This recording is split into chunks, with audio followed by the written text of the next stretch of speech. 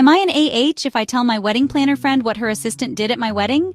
I'm 27 and I recently married my best friend about a month ago. One of my good friends is a wedding planner and I used her company for the coordinating. She was a guest at the wedding but had 3 other people from her company work with my husband and I. They were amazing. Everything was flawless. But here's the thing. One of the assistants, a guy around my age, did something super weird after the wedding. This past weekend I hung out with my friend Clara, who's 25, for the first time since the wedding, and she told me this funny story. Turns out, this assistant found her on Instagram a few days after the wedding and sent her a message. He pretty much said that he was working and couldn't say anything, but he noticed her at the wedding and thought she was really beautiful, and he wanted to ask her on a date. She asked how he found her, and he said he looked up the seating chart of the table she sat at for dinner and looked up every girl at her table until he found her. Clara said she wasn't comfortable and blocked him. She told me it was funny in hindsight, but it definitely made her uncomfortable. Would I be an a-hole if I told my wedding planner friend about what happened?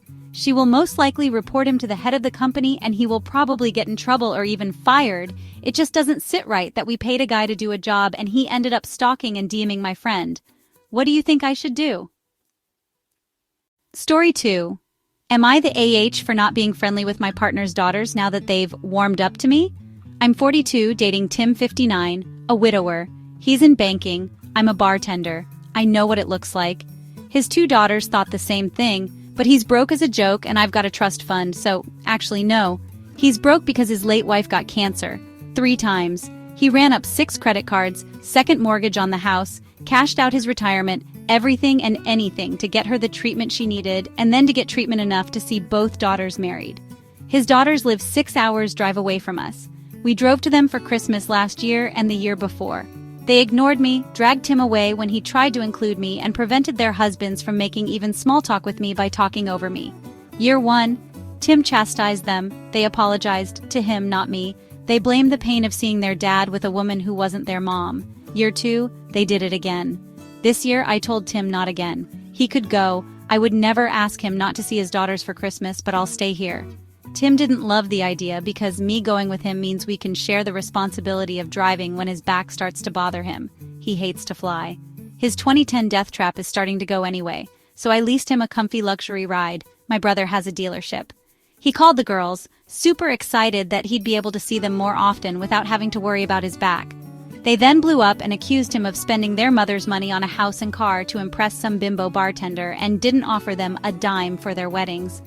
In the ensuing argument, it came out that they assumed there had been a life insurance policy. They also didn't have any idea about the credit card debt, the second mortgage, and that the house was underwater, and Tim was looking at foreclosure and bankruptcy until he moved in with me. They did not realize it was my house, that he pays no bills except the water bill, man takes excessive showers, and shared groceries. Now the girls want my number. They are sorry I felt lonely at Christmas in years past. They want to come visit and stay with us next year, conveniently in summer because I live near a beach. I've told Tim absolutely not about giving out my number. I'm happy to be polite if they come to visit Tim, but we're not going to be friends. Tim thinks I'm being too unforgiving. They would have warmed up to me eventually, but knowing how generous I am being with their father has made them warm up quicker. I maintain I don't care about now or later. They had their chance to not be catty brats over incorrect assumptions that I was taking advantage of him. Story 3. Am I the AH for refusing to give my brother my mom's wedding ring?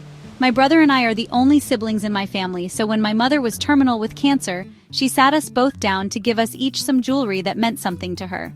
I got her wedding ring that once belonged to her mother, my grandmother. I was to pass it down to my daughter. My brother got a necklace to be passed down to his daughter. Years later, my brother asked if we could trade the pieces so he could give it to his soon-to-be fiancé. I said no.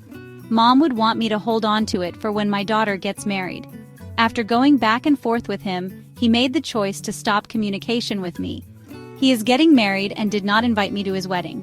When I tried to call him, his fiancé told me that it would be best to not call anymore and that my brother was really hurt. AITA? Story 4. Am I the AH for charging my adult children rent? I, 49F, have 2 adult children who both still live at home, Emma, 25, and Ian, 23. Their father and I divorced 12 years ago, so it's been the 3 of us for a while now. I received child support until they turned 18. Their father had paid it willingly, so it wasn't arranged through the courts. This is why he stopped at 18 even though they were both technically still in school. Fast forward to present day. They both work full-time, don't have any debt from school, and both still live at home. I have asked them repeatedly to contribute a set amount each month towards household expenses since I can't continue supporting them forever. Ian doesn't have a problem with this, but Emma thinks it's my responsibility as her mother to support her financially until she's ready to move out. I'm not asking them for much or trying to profit from them. I just want to be able to save for my retirement and be able to retire. I'd be happy with $100 each a week to cover their share of groceries, utilities, and household supplies. I buy all the groceries, laundry detergent, toilet paper, etc. for the house. They are responsible for their cars and related expenses, cell phones, and personal toiletries. Some of my daughter's friends live at home for free, but those friends also live in a home with both parents working. My daughter has actually said she will quit her job and go on social assistance just so she can't afford to pay me rent. So, internet friends, AITA for asking my adult children to pay rent to live at home? Story 5. Am I the AH for hiding my expensive shampoo and conditioner from my friend's guest?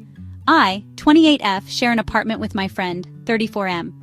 Last weekend, while we were away, he invited his female friend, Sarah, to stay over. When we got back, I noticed she had used most of my shampoo and conditioner without asking.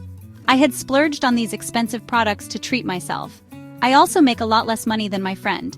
Today, Sarah came over again for a visit and asked to shower at our house before heading to a dance class.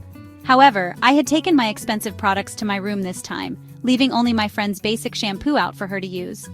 When she couldn't find the conditioner, she asked my friend, who came to my room to ask me about it.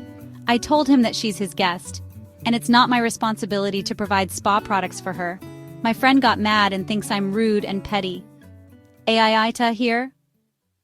Who do you think is the a-hole in these stories? Let me know what you think in the comments and subscribe for more stories.